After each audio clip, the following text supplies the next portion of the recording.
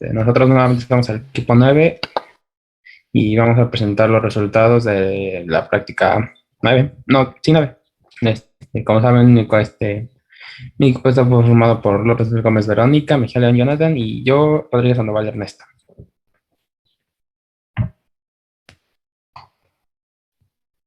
Para empezar, la primera reacción de electrofílica en alcanos y alquinos, el primer reactivo a analizar es el ciclohexeno.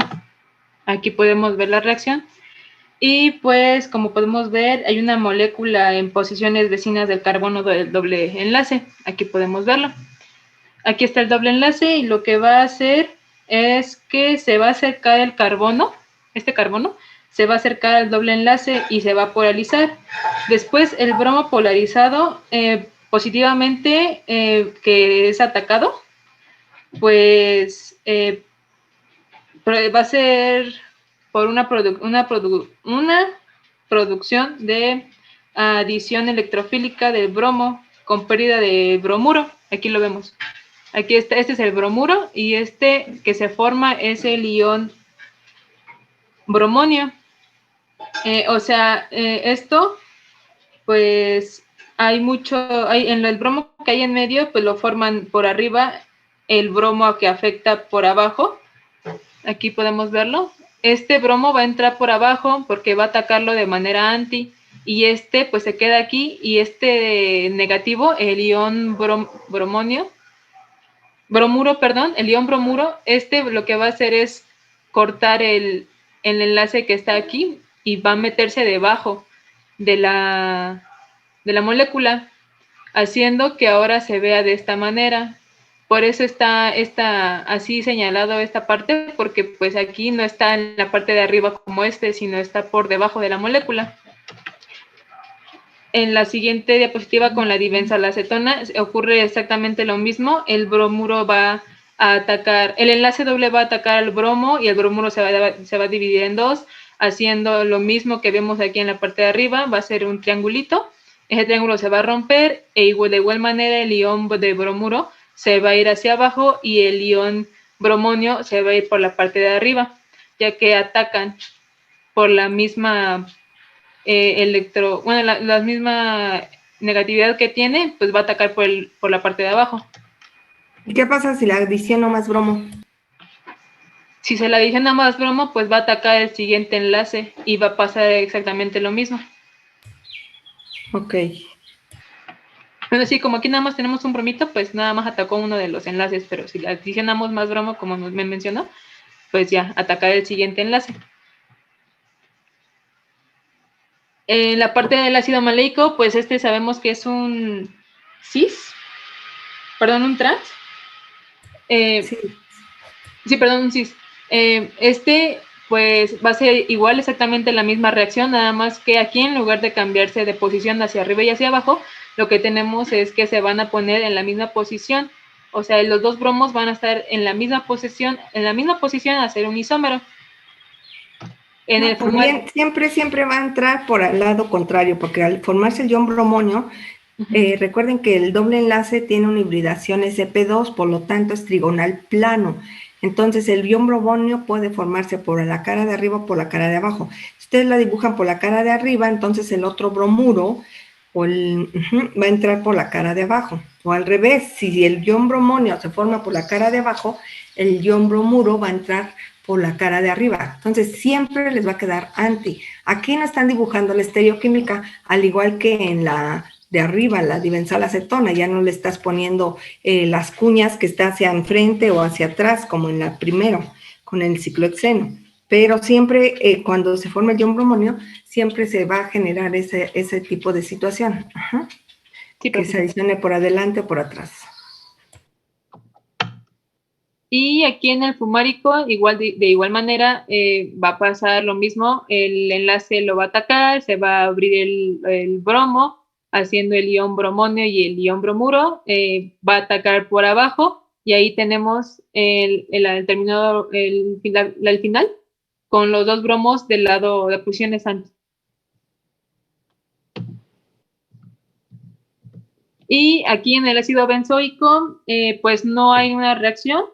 ya que, bueno, no hay una reacción inmediata con el benceno, ya que los enlaces dobles del benceno pues no reaccionan por su reactividad, electronegatividad, y eso hace que no haya una reacción como tal. Bueno, más Así que es, electronegatividad necesitaría es por su resonancia. su estabilidad. Ujú. Muy bien. Para que reaccione ese bromo necesitamos ponerle un catalizador. Ajá, Pero en este caso no le estamos poniendo, así que no va a pasar nada. Muy bien. exacto. Y aquí les puse un ejemplo del ciclohexano, ya que pues no contábamos con resultados así como tal de esta práctica. Aquí puse cómo se va cambiando al momento de colocarle el ciclohexano. Aquí en la parte de amarillita de la flecha les puse cómo primero es el reactivo del bromo en tetracloruro de carbono. Y después al momento de colocarle el ciclohexeno, vamos a ver cómo cambia la reacción. Se vuelve incoloro. Y finalmente queda de esta manera, totalmente transparente. Y aquí podemos ver el resultado de que sí hay presencia de dobles enlaces en el ciclohexano. Y aquí hay uno de dibenzalacetona que prácticamente ocurría lo mismo, ya que también tiene dobles enlaces. Y pues les puse esta imagen de la presentación anterior, ya que pues como les digo que no contamos con una visión de los demás reactivos, pues esto es lo que prácticamente pasaría en cada una de las reacciones.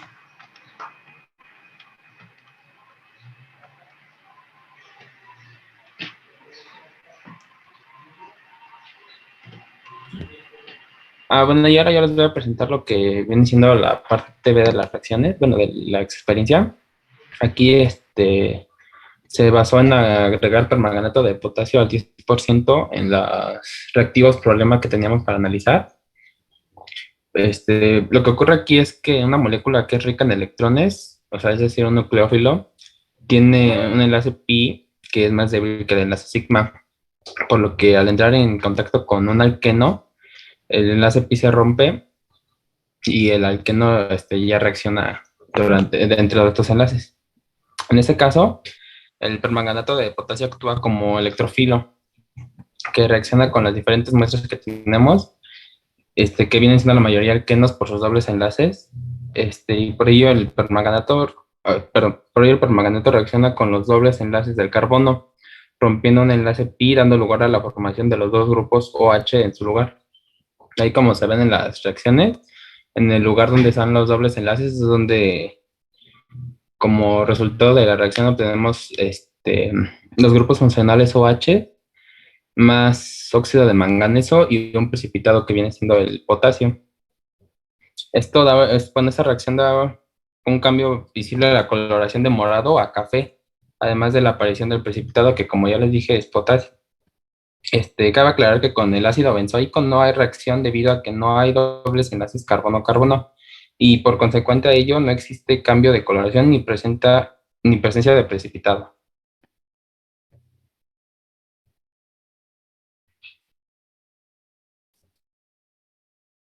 Y bueno, aquí están fotos de un experimento bastante similar con el ciclohexeno.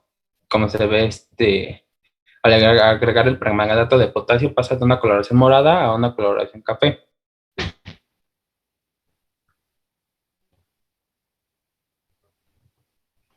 Bueno, aquí, bueno, sí, Coloración café.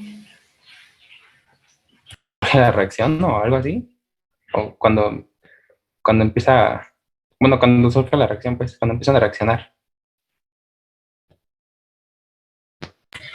Ajá, reacciona, pero ¿quién da esa coloración café? Regresa a tu reacción. Oxígeno o el OH. ¿Los alcoholes, a poco los alcoholes son cafés? No tomaríamos, no seríamos alcohólicos, yo creo, por el mal olor o mal color. Ahí lo tienes en tu reacción. ¿Quién es el color morado intenso? El permanganato. Ajá, ¿y qué se te forma? ¿Quién te va a dar ese color? Y además dice que es un precipitado. el potasio, perdón, el óxido de manganeso.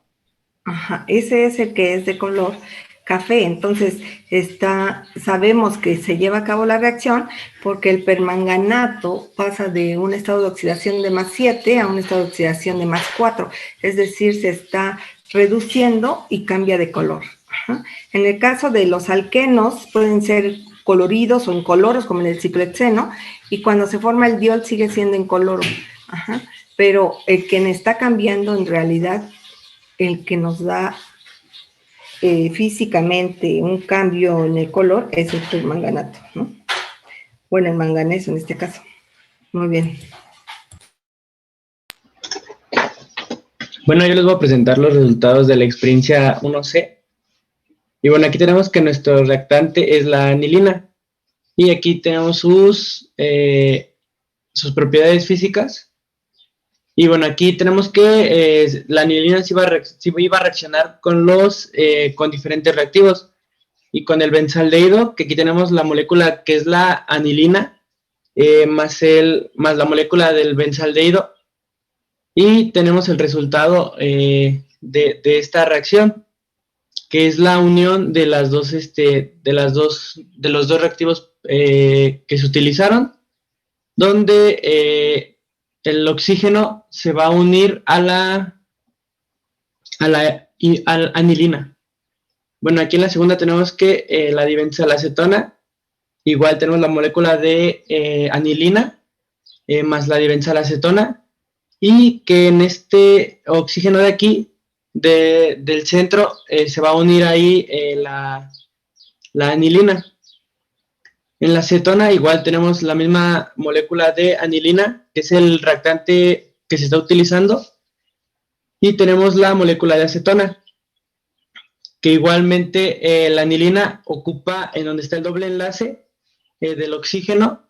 Ahí entra, ahí se coloca la molécula de anilina. Y en el acetaldehído, formaldehído, igualmente en el doble enlace es donde se ubica la anilina, y aquí tenemos dos hidrógenos, y aquí marca que es como H2O porque se hace con una parte donde se tiene que agregar agua.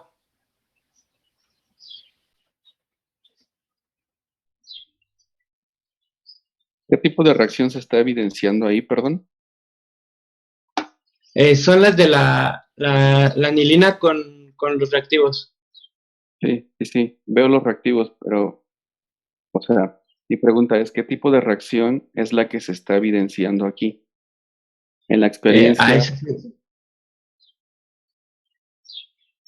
Sí, perdón, profe. en la experiencia me parece que sí especifican qué tipo de reacción se está llevando a cabo, ¿o no? A ver, es que no tengo el archivo aquí abierto porque tengo la pantalla en grande. Ok, Es la una pregunta reacción entonces, nucleofílica, profesor. ok, eso es lo que quería escuchar. Entonces, es importante identificar dentro de los reactivos quién es el nucleófilo y quién es el electrófilo y cómo es que sucede la reacción. ¿Quién es el nucleófilo? ¿Sería la anilina? ¿Qué propiedades tiene un nucleófilo? Desconozco. Sí, sí, no, ya lo viste y lo dijiste bien. Ahora explícanos cómo podemos argumentar que la anilina puede ser nucleófilo. Lo dijiste bien y prácticamente en esa parte de química no hace falta como conocerlos, sino observarlos, y de ahí podemos sacar las propiedades reactivas de cada uno de estos productos. Es porque le gustan atrae a los electrones. Esa es una propiedad de electronegatividad por parte del átomo. Ok. Es que sí, vamos a recordar la definición que dieron en la parte introductoria. Recuérdenla, por favor. ¿Quién nos ayuda? Porque igual quiero aclarar un poco cuando dijo su compañero que en la parte donde está el oxígeno es el que se unía a la anilina. Pues vamos a aclarar esa parte nada más para que quede claro. ¿Alguien que nos ayude con la definición, por favor, de nucleófilo? Esto es para recapitular la información que dieron en la introducción sus compañeros.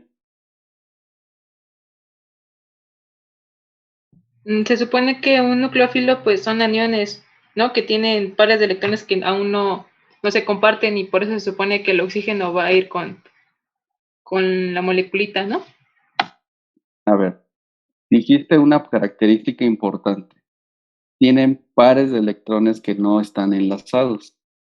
Por lo tanto, por ahí podríamos empezar a considerar que cualquier grupo funcional, y digo cualquier entre comillas, ahorita especificamos eso, cualquier grupo funcional, específicamente el átomo que tenga pares de electrones de no enlace, significa que tiene una buena o una gran densidad electrónica. Por lo tanto, puede donar ese par de electrones para formar un nuevo enlace. Esa es la característica principal del nucleófilo.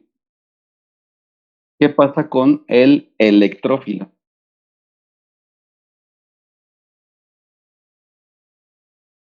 Ahí ya es contrario porque es positivo y pero no tiene completo su octeto, ¿no?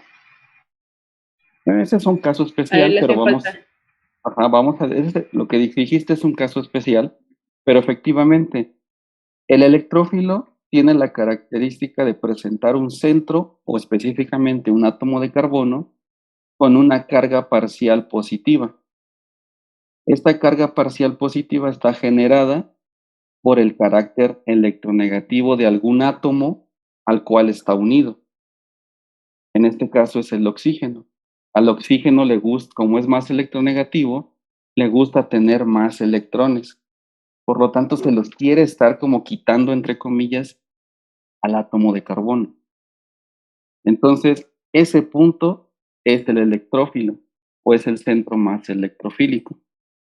Entonces, lo que sucede en la reacción es que el par de electrones del nitrógeno se acerca de manera adecuada sobre el átomo de carbono de ese carbonilo y lleva a cabo un ataque nucleofílico, rompiendo, miren, muy bien, la doctora nos está ayudando, rompiendo ese doble enlace carbono-oxígeno, deslocalizando el par de electrones hacia el átomo más electronegativo. ¿Ok? Y después de eso viene una eliminación de una molécula de agua. No es que le tengan que poner agua. Se elimina una molécula de agua a consecuencia del ataque nucleofílico por parte del átomo de nitrógeno. Y cuando se elimina esa molécula de agua, se forma un doble enlace entre carbono y nitrógeno.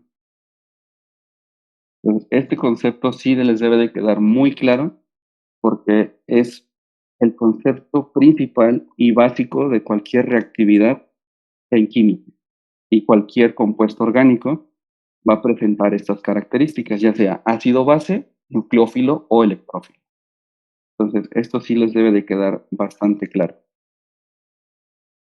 ¿Alguna duda sobre eso? Más claro, gracias. Miren, ahí la doctora acaba de dibujar justamente el producto intermediario de adición nucleofílica, previo a que se pierda la molécula de agua. Pues miren.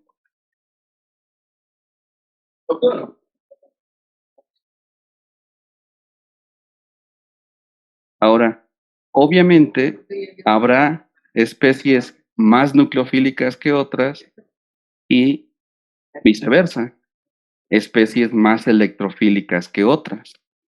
Esto es debido justo al tipo de ambiente químico en el cual se encuentren. Por ejemplo, ahí está el benzaldehído y ya dijimos que el átomo de carbono que está unido al oxígeno es el centro electrofílico.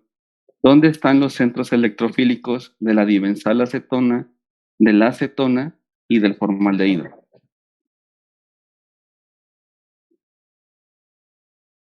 en el carbono que los une ¿A quién? a la anilina. Sé más específica, así como dijimos del benzaldehído. Ahí. Pues se supone que sería aquí porque, bueno, No, espera, a eso te iba a decir. Escucha la pregunta.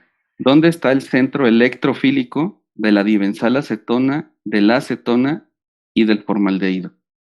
pues sería en esta parte, ¿no? Porque se supone que si está el oxígeno aquí es porque está jalando los electrones que le quedan para poder juntarse, ¿no? Y así quedarse unidos, igual el de la acetona. Muy Bueno, bien, entonces el grupo carbonilo sigue siendo electrofílico en todas las especies que estamos analizando aquí, pero como les decía, unas son más electrofílicas que otras. ¿Qué pasa? ¿Qué diferencia tiene el formaldehído con el benzaldehído? Al final de cuentas, es el mismo grupo funcional, es un aldehído, pero ¿qué diferencia hay?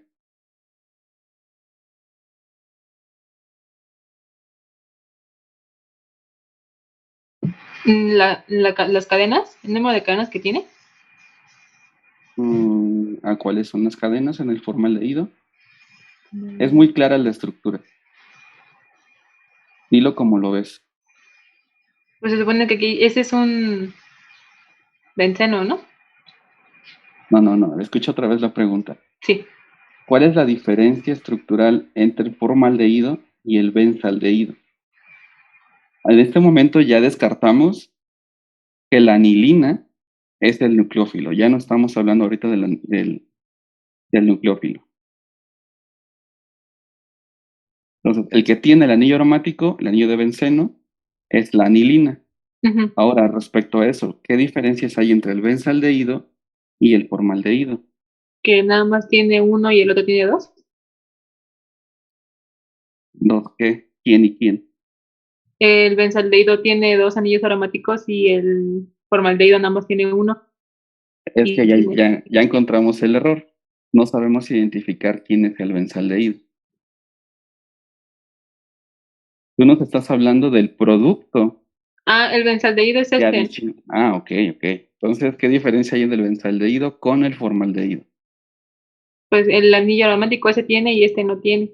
Muy bien, eso, ¿ves cómo es muy evidente lo que decía? Ahora, ¿cuál crees que sea más electrofílico? El Si benzaldehído. dijimos, escucha, si dijimos que para ser electrofílico, pues resulta que debe de haber esa influencia de mucha electronegatividad por parte del oxígeno, dejando desprotegido ese átomo de carbono, desprotegido para que llegue un nucleófilo. ¿Quién crees que está más desprotegido? ¿El formaldehído o el benzaldehído?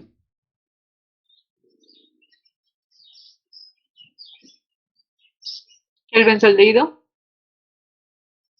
¿Crees que está más desprotegido? No, el más desprotegido es el formaldehído. Nada más no tiene anillo aromático como el otro. Ok, entonces, respecto a eso, lo que les comentaba, la diferencia del carácter electrofílico va a estar dada también por las propiedades de los sustituyentes en el átomo de carbono, carbonílico. Esto es, por ejemplo, se llama una protección a aquellos grupos que pueden ayudar a donar densidad electrónica para compensar un poco esa deficiencia que le está quitando el oxígeno. Entonces, el anillo aromático de benceno se dice que puede tener esa propiedad de poder proteger por efectos de resonancia a ese átomo de carbono, mientras que un hidrógeno eso no lo puede hacer.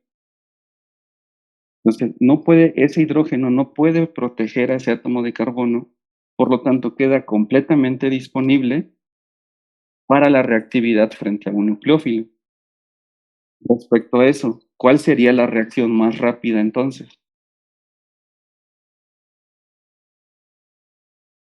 ¿Anilina más formaldehído o anilina más benzaldehído?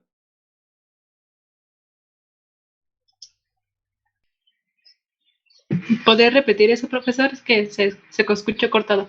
Bueno, Perdón, la reacción más rápida entre anilina y formaldehído o anilina y benzaldehído. la anilina y el formaldehído.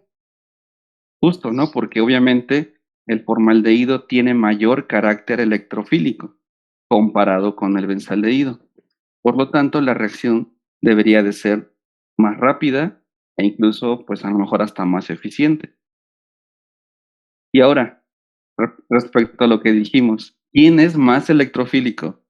¿La dibenzoacetona o la acetona?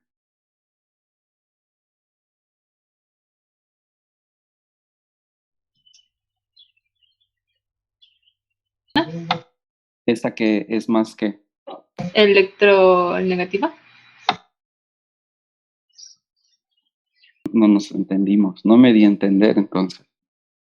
Dijimos que había efectos de protección por grupos que pueden donar densidad electrónica. ¿Tú crees que un metilo puede donar más densidad electrónica comparado con ese doble enlace que está unido al carbonilo? Porque aparte ese doble enlace está unido a otro sistema aromático.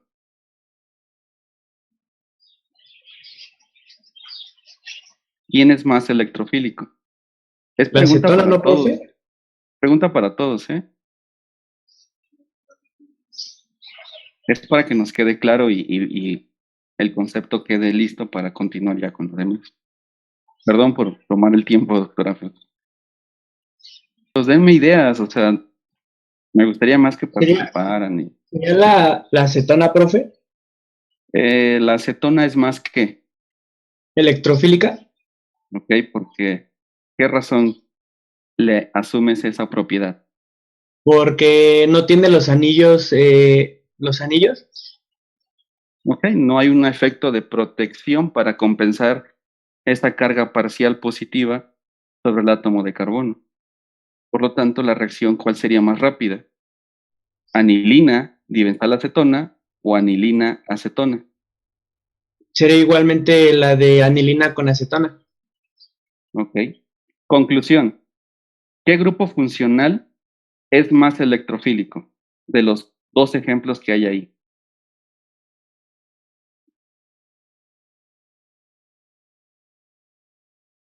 La acetona. No, pues. Recuerden que estábamos hablando de alguna protección sobre el carbonilo. ¿Se está terminando el tiempo ya para cerrar esto? Ay, sí, es la del aldehído, pero no es que los confundo. Ok, bueno. Entonces, conclusión. De la experiencia de las adiciones nucleofílicas, ¿cuál es el grupo funcional más reactivo frente a nucleófilos?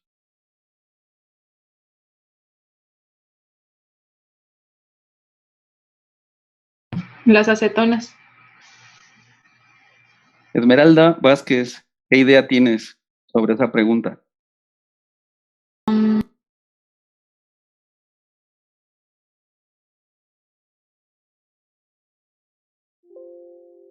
Bueno, yo diría que entre los cuatro que tenemos, tanto el benzaldehído, la dibenzoacetona, la acetona y el acetaldehído, en conclusión, el grupo más electrofílico es el acetaldehído.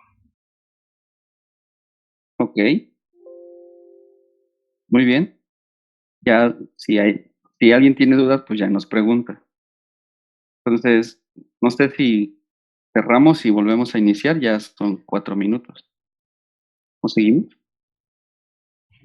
Cerramos mejor para que no se interrumpan. Eso eran los más electrofílicos, ¿verdad, profesor? Sí, esa fue la conclusión ya del análisis de cada uno de los reactivos. Y obviamente el nucleófilo, no hay de otra, es la anilina. Ok.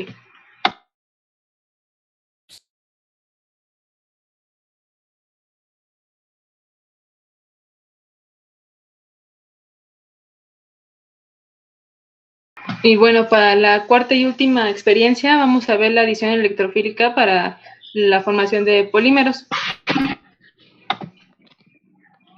Bueno, aquí nos dieron el ejemplo, o pues bien el reactivo del acetaldehído para transformarlo para aldehído, aquí con un catalizador que vendría siendo el ácido sulfúrico.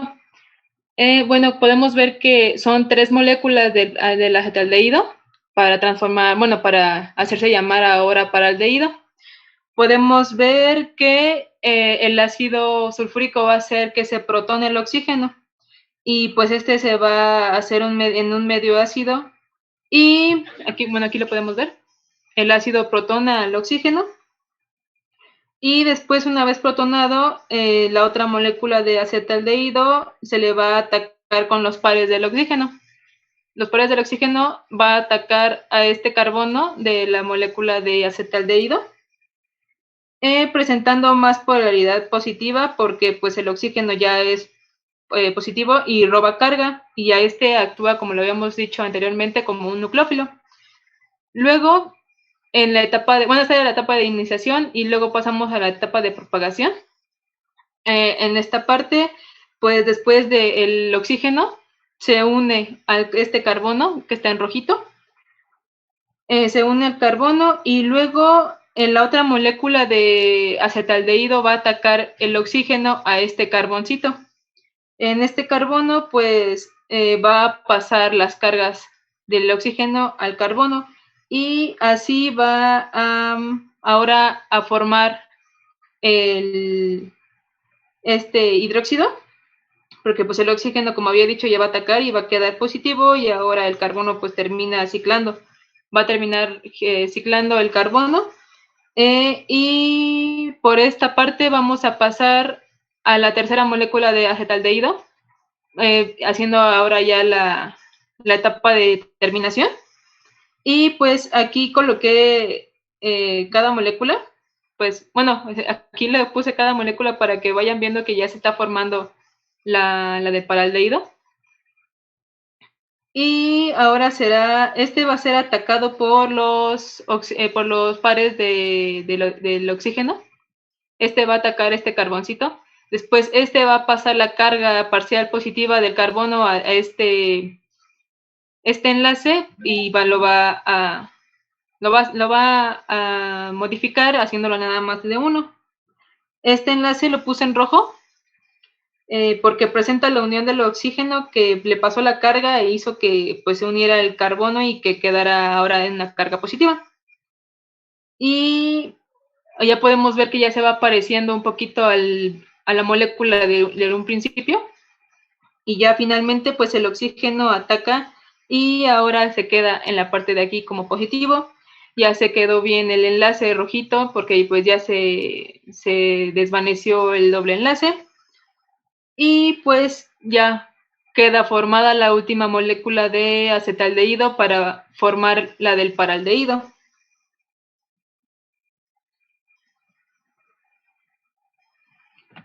Y eso sería todo para esta experiencia. Y ahora pasaríamos con el cuestionario. El electrófilo reacciona con el electrófilo del carbono de carbonilo.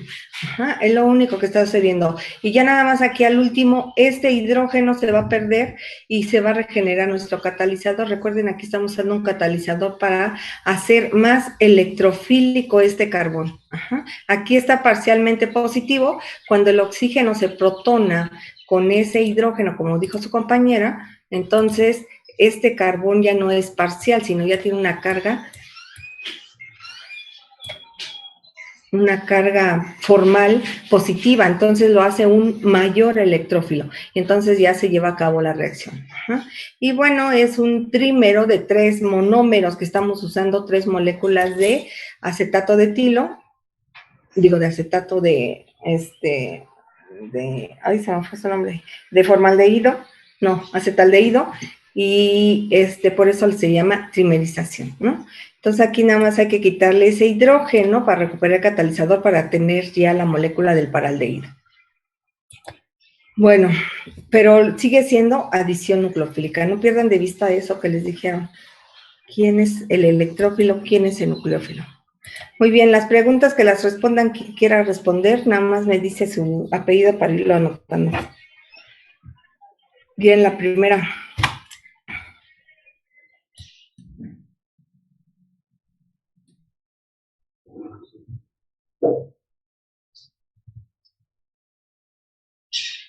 adición electrofílica. ¿La puedo responder, profesora? Sí, adelante, quien guste. Somos del equipo 1, fueron los alquenos y alquinos.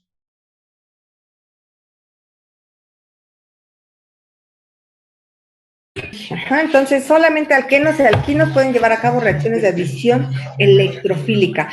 Los alquenos, bueno, no son alquenos, sino los anillos aromáticos, a pesar de que tienen dobles enlaces, ya pertenecen a otro grupo funcional y por eso no se lleva a cabo la adición electrofílica. Muy bien, la segunda. Maestra, yo tengo una pregunta, perdón, de acuerdo, ¿también pueden ser los halógenos o los sulfuros por presencia de dobles enlaces? Halógenos y sulfuros. Los halógenos no pueden tener un doble enlace porque primero pues nada más pueden formar un enlace cuando están con su estado de valencia, ¿no? Pero bueno, pueden formar dobles enlaces si te refieres a los ácidos,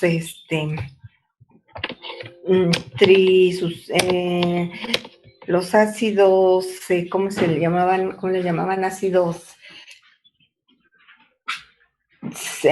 binarios y ternarios, o sea, los ácidos ternarios, ¿no? Cuando el bromo, por ejemplo, forma dobles enlaces con oxígeno, ¿o a qué te refieres? Pero no, finalmente la respuesta es no. Son alquenos y alquinos porque debe de ser un enlace no polar. Ajá, es decir, que tengan la misma electronegatividad los átomos que están formando ese doble enlace. Por eso es carbono-carbono doble enlace, carbono-carbono triple enlace. Si yo ya tengo un bromo-oxígeno, ya estos van a tener diferente electronegatividad y me estarían formando un enlace polar. Ajá, y entonces las reacciones de adición electrofílica son para enlaces múltiples no polares. Ok, gracias. Bueno, la segunda es, ¿qué grupos funcionales podemos identificar mediante reacciones de adición nucleofílica? ¿Podemos contestar nosotros esta? Sí. Somos el equipo 4 y pusimos que es aldehídos, cetonas y las aminas primarias, secundarias y terciarias.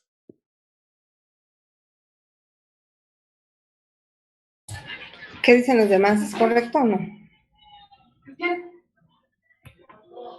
Nosotros en mi equipo tenemos algo diferente.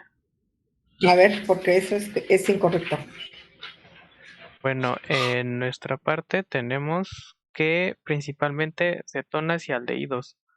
La presencia de carbono y oxígeno favoreciendo la formación de enlaces polares, la electronegatividad y porque le da estabilidad a los enlaces.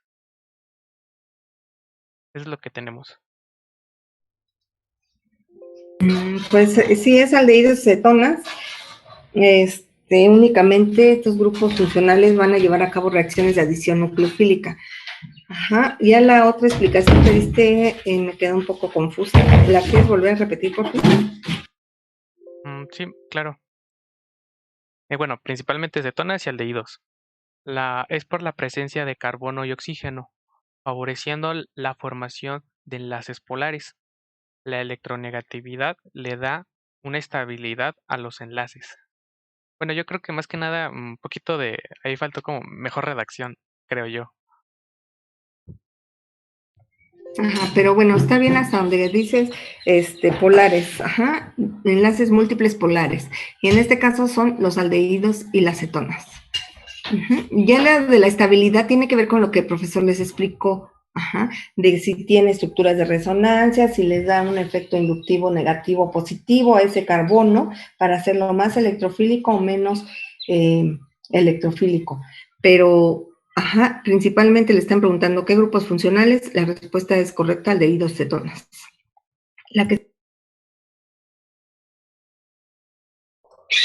Bueno, y por parte de la pregunta 3 tenemos qué características se deben cumplir para poder usar una reacción específica en el proceso de identificación de un compuesto por un método químico. ¿Lo puedo contestar yo? Sí, adelante, chicos, no pregunten, contesten. Vale, para lograr la identificación de un reactivo de interés es necesario usar una reacción específica con la que se logra apreciar un cambio de coloración, aroma, precipitación, etcétera, que nos indique la presencia de este. Y pues sí, ¿no? Siempre va a ser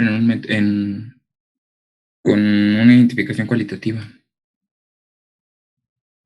Ajá, muy bien, entonces es lo que tenemos que buscar, porque hay muchas reacciones. Ustedes van a buscar en un libro, van a encontrar muchas reacciones de adición electrofílica, de adición nucleofílica, ajá, y las que mencionó su compañera, de hecho, esas son un tipo de reacciones nucleofílicas, como son la obtención de iminas, enaminas,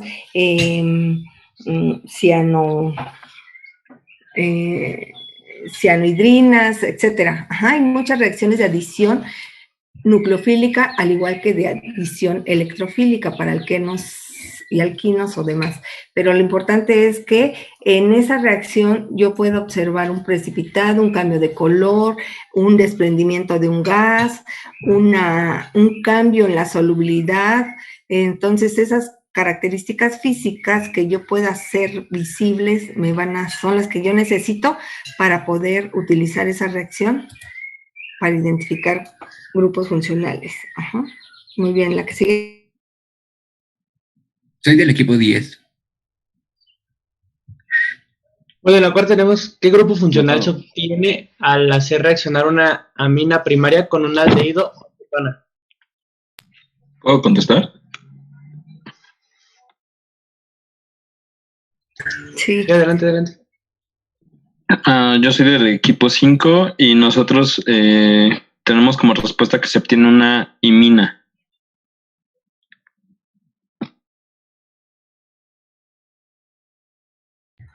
Ok, ajá, es correcto, se obtiene una imina, como lo que explicaba su compañera, ¿no? Hace un momento.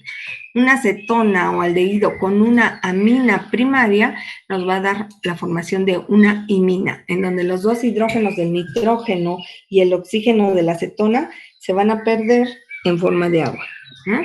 Y entonces nos da una imina. Muy bien, la que sigue.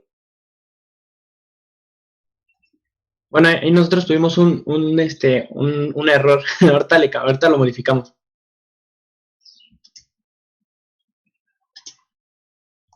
Bueno, ya por última pregunta, tenemos que el grupo funcional se obtiene al hacer reaccionar una amina secundaria con un aldehído o cetona.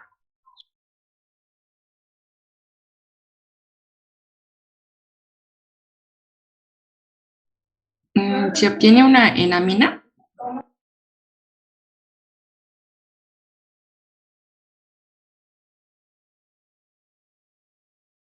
Sí, es correcto. Ajá. Como la amina secundaria solamente tiene un hidrógeno, entonces ya no puede, es decir, ya no tiene otro hidrógeno para formar el agua, así que ese hidrógeno va a salir del carbono adyacente para que así se vuelva a perder el oxígeno de carbonilo, el hidrógeno de la amina secundaria y un hidrógeno alfa al carbonilo para formar el agua. Y entonces, al perderse ese hidrógeno, se va a formar el doble enlace de la N y luego la amina del nitrógeno.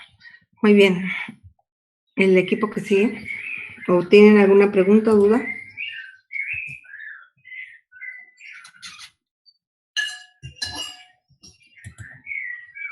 Y A bueno, ver, antes de quitar tu presentación, ¿la puedes regresar al principio? Donde vienen los integrantes, porque yo nada más oí que hablaron dos casi. Bueno, Jonathan, nada más te tocó la parte de las preguntas, ¿o qué? No, me tocó la parte de la